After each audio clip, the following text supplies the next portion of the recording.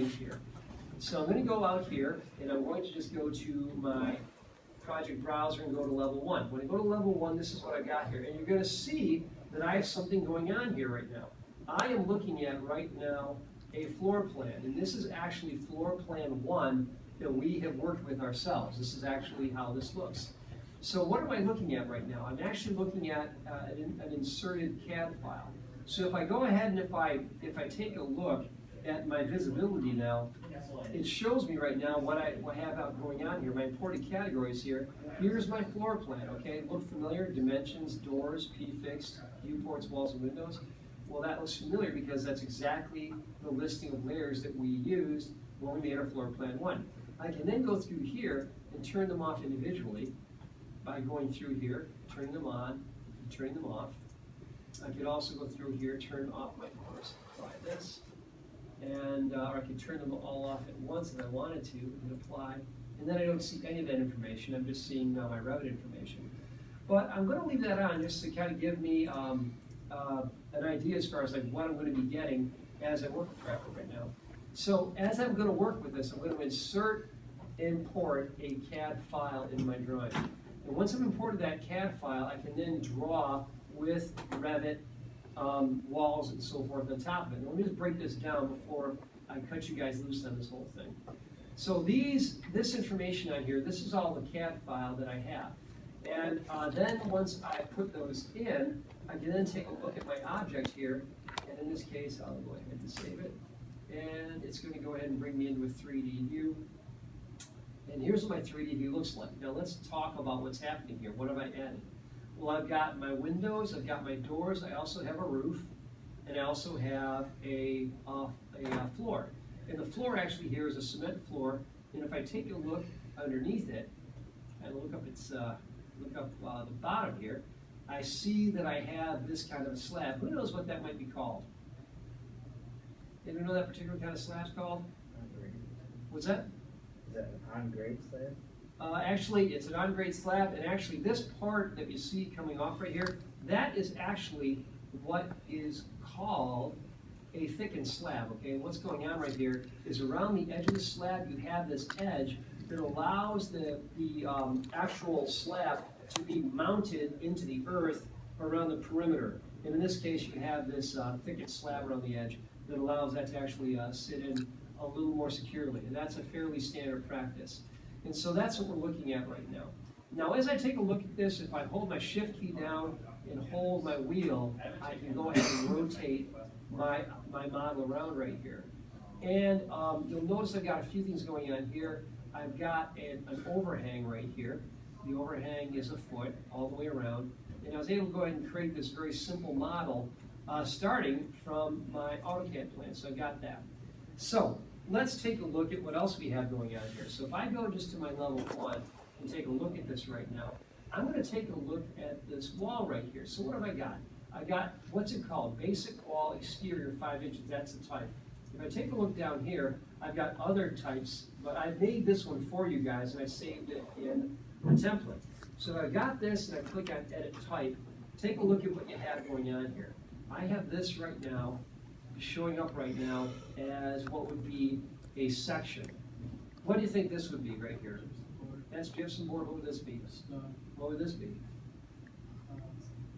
Yes, insulation. This would be exterior sheathing. Yeah, very good, very good. You guys knocked that out. And if you want to take a look at that in a floor plan, this is what it looks like that way. So here you have your gypsum on the basically, which would be on the inside. You've got your stud, your insulation, and then your sheathing. Okay, so that's what's going on here. If I click on Edit, it tells me what those are. So if I go into here, it tells me, okay, I've got on the outside, and by the way, you can see it says exterior side here and interior side. So it tells you basically how it's going to appear. So I go, I have plywood sheathing on the outside. What's its thickness? It's a 1/2 inch. Rigid insulation, thickness is what? Right. Your stud is what? Right. Gypsum? 1/2 inch. Okay, and they add up to what? 5 inches. Okay, so it's 5 inches. Very good. Guess you guys are getting this. Now, you can also do additional visibility here. That's actually kind of cool. I'll just kind of share this real quickly, just to kind of give you an idea as far as what's possible and what you can do. So if I were to go to, like, let's say this rigid insulation here, and double click, All right, it shows me rigid insulation right here, and it kind of gives me a little bit of information about what that would look like. And I could use something else. There's a bunch of different materials in here. So this is just kind of to give you a basic information right there. Okay, so we have that. And so in this case, you have that. And you're able to then go in and you can do some other types of appearances. But since it's rigid insulation, we double-click on rigid insulation, it just stays there. We could also go in here and we could go ahead and make a structural material. Okay, let's see what it is. So I go back to rigid insulation, go to this again. And I could actually change, yeah, here's a bunch of other options right here for putting in some other options. And then you could actually go out here and find other content, but we'll get to that later. But for right now, I built these for you, so you guys are all set. So as you put these in, you're actually going to see these walls go in.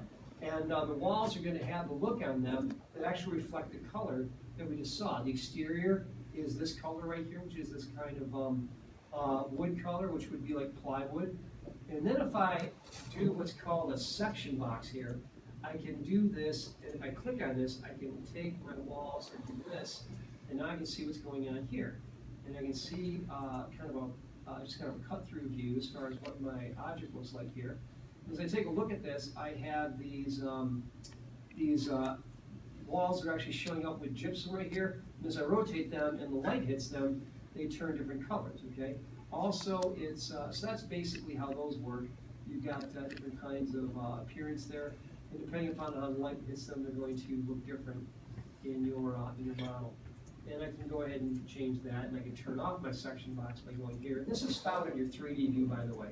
And so you can turn that on and off. So that is your exterior wall. Now if I go back here and I take a look at my interior wall, what's that got going on? I got my basic interior wall. In this one, my interior wall has, looks like I made a mistake here on this one. This one has rigid insulation, which should really have gypsum on both sides. So I'm going to change that to gypsum. And yours should not be a problem. So we go to gypsum. All board. Hit OK. And OK. So I got that. So I hit OK. So we're good to go there. And so that is what is in there. So if I go back to here, I think that's why I had that issue. Let me go back to my section box. And let me change this. It kind of pulls back in. Okay, yeah, now you're seeing your drywall walls are better because we're not seeing insulation, we're seeing gypsum on both sides. So that's how that works. Okay, we're good to go there. So that is how we set up the section box. Okay, so let's see here. So let's try to. Okay, so looking at this right here, you then have a roof. Okay, and a roof is something that we add under architecture. You can add a roof right here by footprint. So a lot of detail here, a lot of stuff going on. We're just going to go ahead and break it down. We're going to work on this together, and then I'm going to have you guys start to work on this bit by bit. So again, so we'll take a break in just a minute here, but I want to show you how this starts. So we're going to start right